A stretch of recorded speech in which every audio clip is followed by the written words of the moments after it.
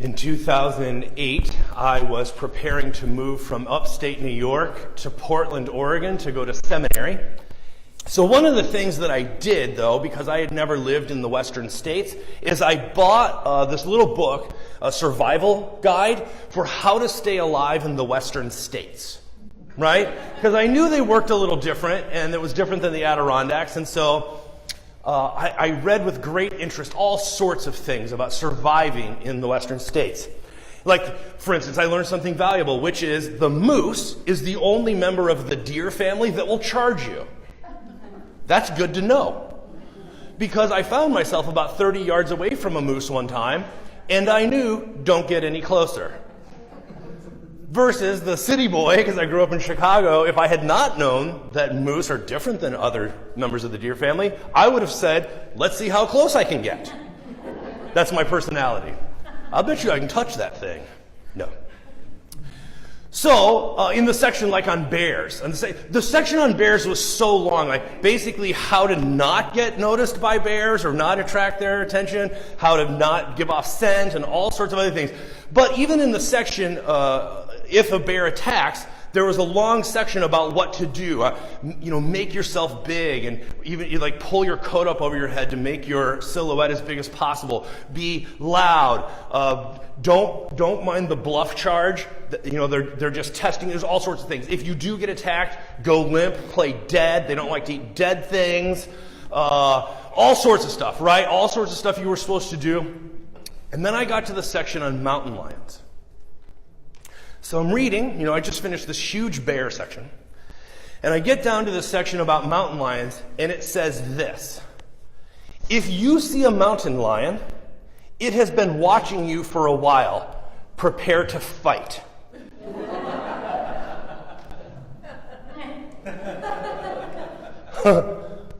That's it? That's that entire section on mountain lions?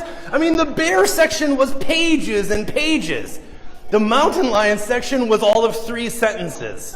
I turned to the page and I was shocked, that can't be all of the information.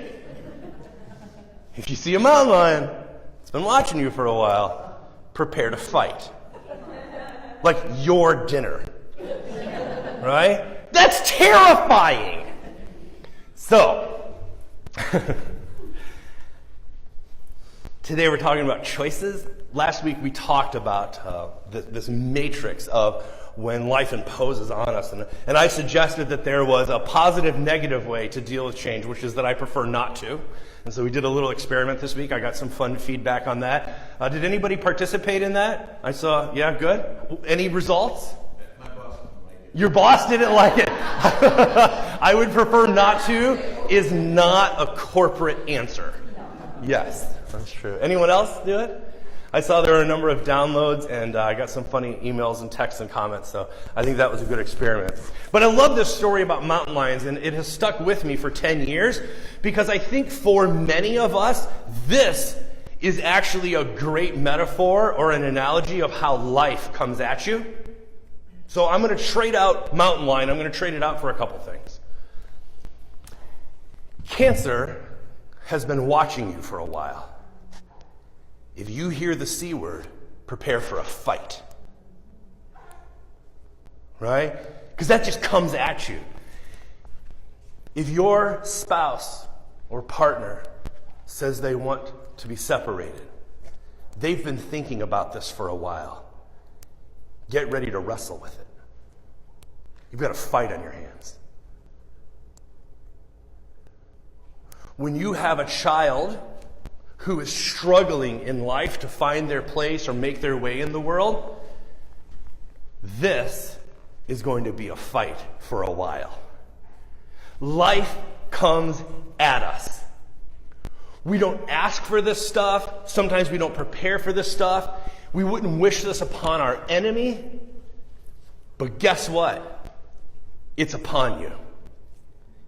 Today I want to talk about choices. The choices that we make matter. When Jesus is talking like this passage that John read for us, he's letting us know about the consequential and serious nature of life. It actually harkens back to a traditional Jewish phrase, a Hebrew saying that says, choose this day who you will serve. Are you familiar with that phrase? Choose this day who you will serve. But as for me and my house, we'll serve the Lord. Choices matter. They matter spiritually and religiously. They matter corporately, socially. And they matter personally, ethically. Those are the three levels I want to talk about today. Your choices matter, and I want to tell you why. Because they affect you. They affect us. But here's the bigger thing. They actually affect the world web. Not the World Wide Web. The webbed world, right? The network of humanity, of the environment, of the cosmos.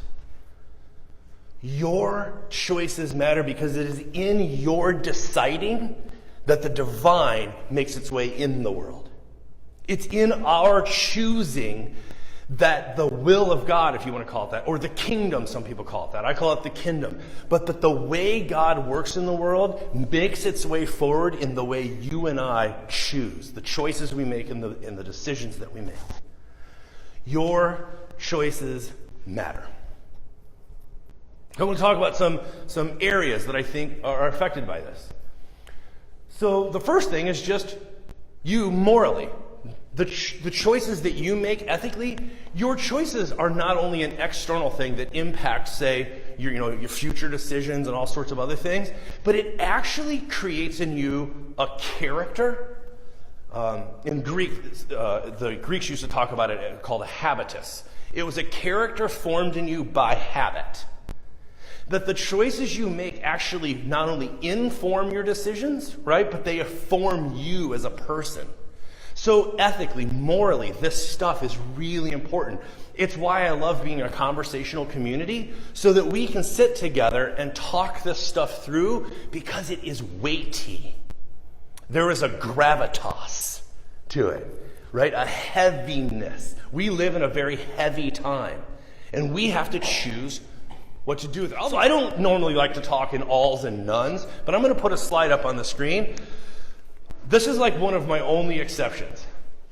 All of us make choices. None of us have a full menu of options. This is part of the state of being human. This is part of our human nature. We all have to make choices.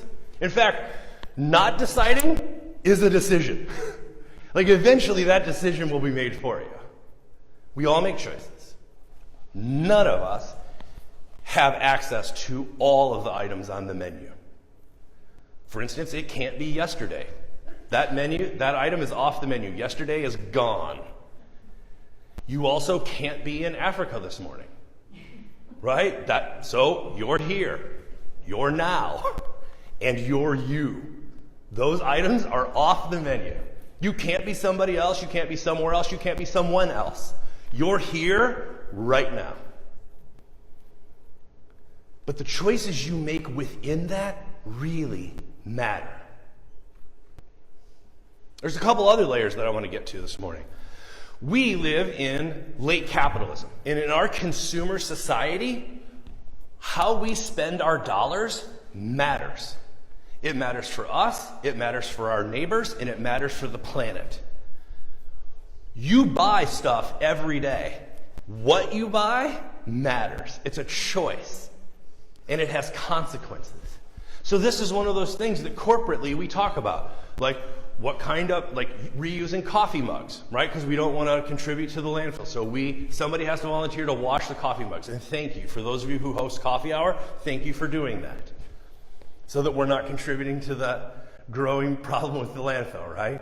There's choices we make every day, the kind of coffee that we buy, to make sure that it's ethically sourced and that it's fair trade, right? Those things, because we're part of a global network. Our consumer choices matter. And then there's one last layer I want to get to this morning, which is that your personal religious conviction, the choices you make within it, matter. So, for instance, how you spend your mornings, how often you get in arguments on Facebook, how you respond to coworkers or family or neighbors, your internal disposition towards forgiveness or grace. All of these things matter because in the end, we are just a collection of us's. The little emergent reality is that whatever you bring into this space is what we become. I cannot be without you. I can't know God on my own. I actually need you. The divine is revealed in your reflection. So it matters how you choose. I want to end with an anecdote. It's an old story. One day a minister on a Sunday afternoon is sitting in her quarters, in her parsonage, and she hears a frantic banging on the door. And so she goes to answer it, and there's a man who's out of breath. He has clearly run to meet her. He's frazzled. And he says, I really need your help. He says, there's this family in the community. They're a wonderful family, and they've really fallen on hard times. Dad got laid off. Mom can't work because she has physical ailments. They have 3 kids, and her mother lives with them, and she needs constant care. They can't pay the rent, and the landlord's going to kick them out tomorrow morning, even though it's midwinter, if they don't have the money tonight. Can you do anything to help? And she says, sure, yeah, we have a benevolent fund. Walk with me. She was going to go get the checkbook and write them a check. And she says, just out of curiosity, how do you know them? And he says, oh, I'm their landlord.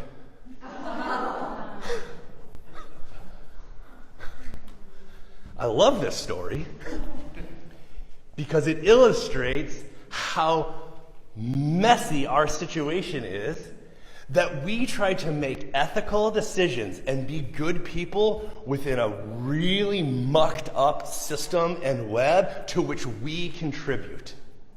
And if we are blind to the ways that we participate in the mess, we actually make it messier. The choices we make matters, and that's the conversation I'd like to have today. Dory, will you have the prayers of the people for us as we transition?